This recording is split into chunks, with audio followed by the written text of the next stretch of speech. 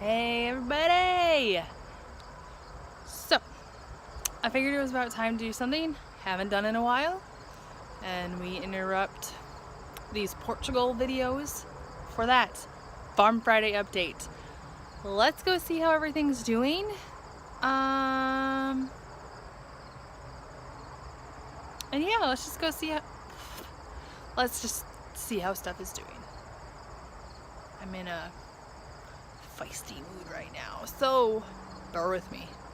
Let's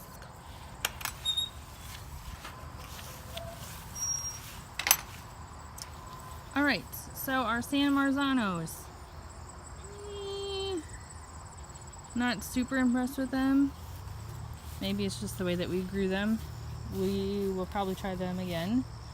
And our giant garden paste tomatoes, or garden giant paste tomatoes, whatever they are. Massive blossom end rot happening on them, but they're very meaty. I'm okay with that, but not the blossom end rot. This row is on reprieve for the year. It was green beans. Planted a fall crop of radishes. Those aren't doing so hot down there. These are doing fantastic. Red Russian kale from that zesty mesclun mix, we're just letting it go. Our bunching onions, fantastic. And hello here, resurgence of the seed planted ones. Happy about that. We'll see if we actually are able to harvest those. And my little clearance jalapeno pepper plants are putting on some jalapenos. Hopefully you saw those. Pretty happy about that. And on this massive eggplant plant, we've got lots of eggplants coming. I think there's 1, 2, 3, 4, 6 or 7. Yeah, 7 on right now, and we have a bunch of blossoms. So lots coming. Excited about that. Kale, yeah. Yeah, just eating a lot of kale. I am going to blanch and freeze to preserve some for soups for the winter months when we don't have our kale. But kale is happy until the snow falls. So, got time there. And my clearance kohlrabis are coming in. This one and this one are about ready to eat. Brussels sprouts, my friend. So I'm not sure if you can see, there are some little sprouts coming down on the bottom of the stalk. Let's see here. Sprouts.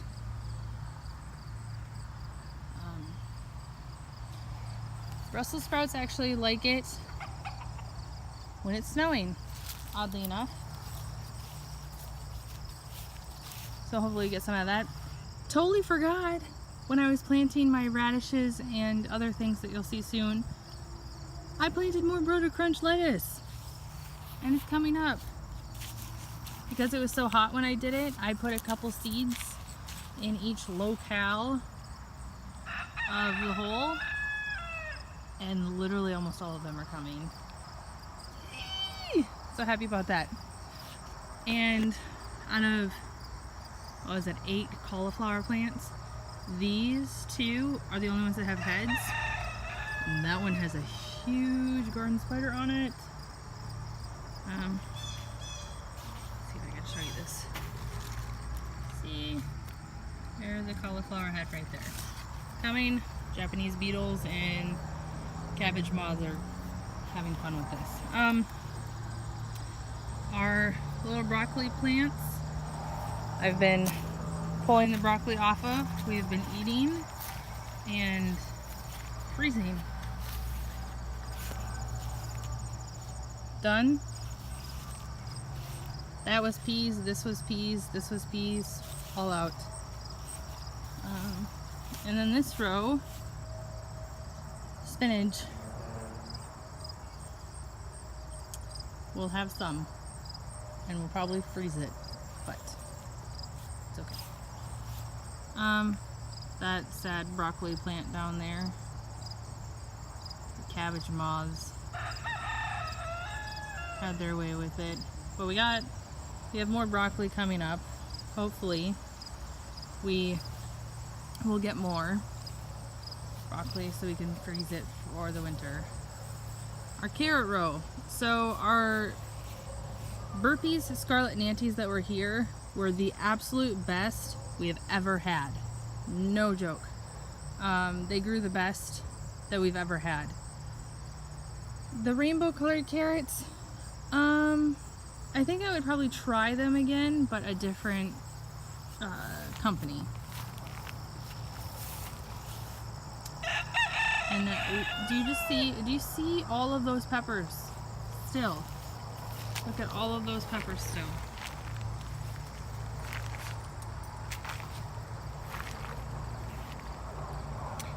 I'm considering trying a new method for preserving peppers. They only lasted a little while in the freezer before they started feeling like slimy and ugh. So I read that if you take the pepper and you char it, like on your stove, on the open flame, and you take the skin off and preserve it in oil, olive oil, it will stay better longer than freezing or any other preservation method. So I'm thinking about trying that since we have so many peppers. Our Sweet 100s are on their way out. Probably have one more picking left.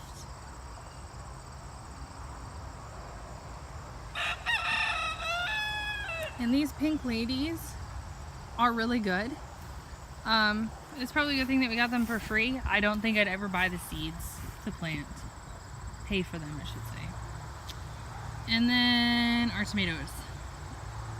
Looks like we have probably one more picking worth. And then we'll be done with spaghetti sauce, tomato sauce, paste, salsa, etc. So on the way down to the vine garden, I will share with you something that's really exciting. Didn't think would happen this year. Just wait. It's really exciting. Something we thought was lost. Like, I can't even do the right hand expression to show you. Our apple trees are doing fantastic. Look at that. The two that got nibbled off are doing fantastic.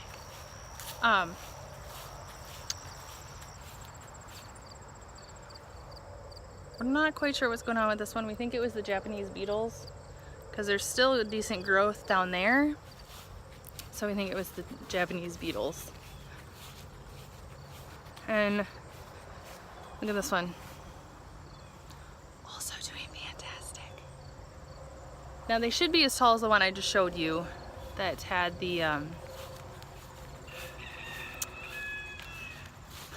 Japanese beetle issue, but that's exciting. And we have a bunch of wild apple trees back in our pasture walkway area that have a lot of apples, and we are actually hoping and planning to make an apple press and make apple juice.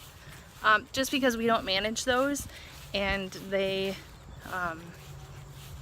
a little buggy and not quite want to eat type of apples. We could if we did a better job of managing them, but if we just pressed them down and made apple juice, we could still use them, feed the leftovers to the chickens, and everybody's happy.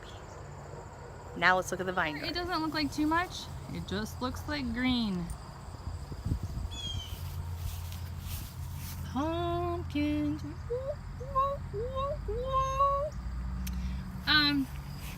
I can't even.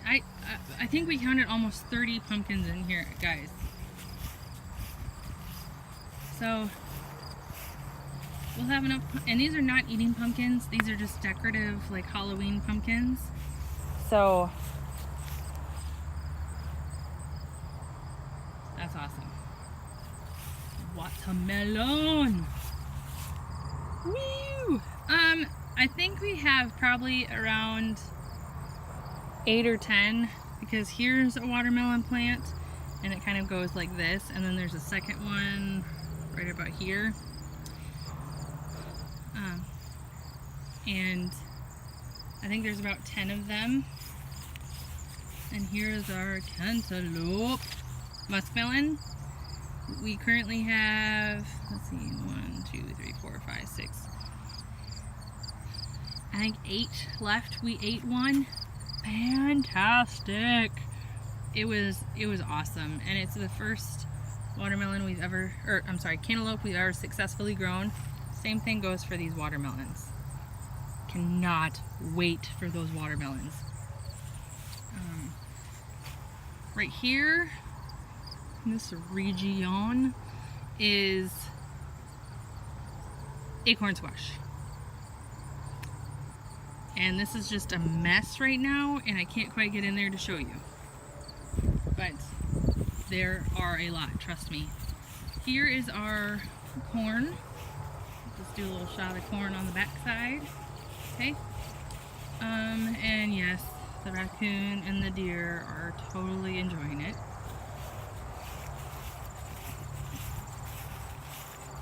We'll go inside the garden and then we'll come back around. So, kabocha squash. They look like pumpkins. It's not. We have one that's up on the step right now that's ready.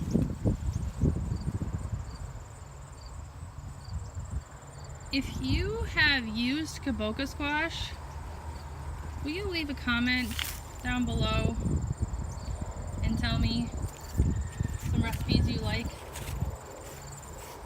I understand they're like butternut squash, but lower in carbohydrates. So if you're on the ketogenic diet, it's really good for you because it fits into the low carb lifestyle. Pickles and cucumbers and stuff all along here. This is kind of like a English cucumber with a little bit of seeds.